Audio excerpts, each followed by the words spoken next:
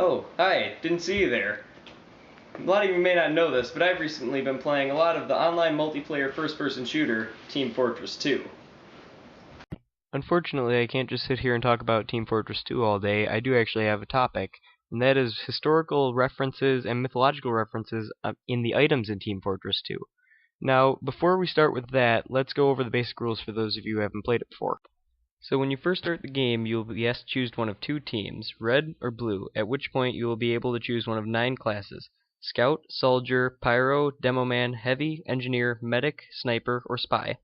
Each class has different stats and different weapons, which I won't go into right now because that's not the topic of this. Instead, let's get started on the first item that is on our list for today. Starting off with one of my personal favorites, the Half Zatoichi. This weapon is a katana that is a reference to the ancient legend of Muramasa, the famous Japanese swordsmith, who is said to have forged swords that, once drawn, could not be sheathed again until the blade has drawn blood. This is the same for the weapon in the game, where you cannot change to another weapon until you've gotten a kill with it. Up next, we have the Scottish resistance for the Demoman. Now, this sticky launcher isn't so much a reference to history so much as just the name, which is a reference to the Scottish uprising against the English in 1296. So it's better than nothing.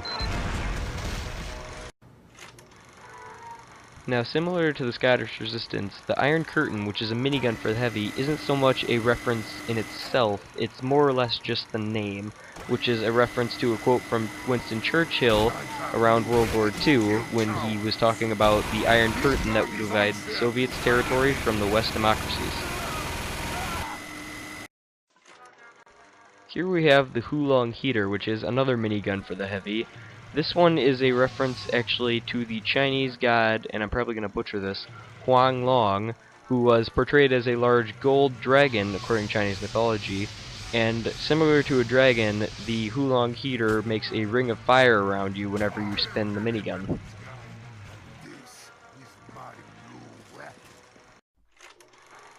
The Blutsauger is a syringe gun for the medic, which will deal damage to you over time, but will slowly heal you whenever you deal damage.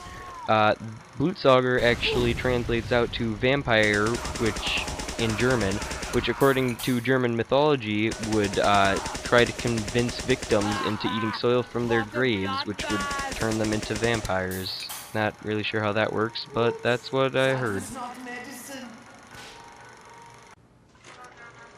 Up next, we have another favorite of mine, the Bizarre Bargain, a sniper rifle for the sniper, which the design is actually based off a Jezail, a type of musket that was used in the Middle East during the mid-19th century. Our final item for today is actually not a weapon, it is a cosmetic item known as the Cuban Bristle Crisis, and I had to include this one just because I thought it was so hilarious. It's literally just a goatee and cigar that makes you look like Fidel Castro. How can you not like that? And unfortunately, due to the fact that it's not a weapon, I couldn't find a demonstration video for it, so this picture here is just the in-store page, so hopefully that's good enough for you. Also, the picture is really low res for some reason. Alright, now that I've talked about this for 3.5 minutes, some of you may be wondering, why does this matter? Well, in my opinion, it matters because just think of all the stuff you just learned in this couple minutes from me talking about a video game. I mean, it's honestly kind of impressive because most of this research can be done in around like 20 minutes. So, like, you learned about the Middle East, you learned about the Cuban Missile Crisis, you learned about the World War II. It really amazes me sometimes how much thought actually goes into the creation of these items. So yeah, in summary, if any old people try to tell you that you can't learn anything from video games, they're liars. See you next time.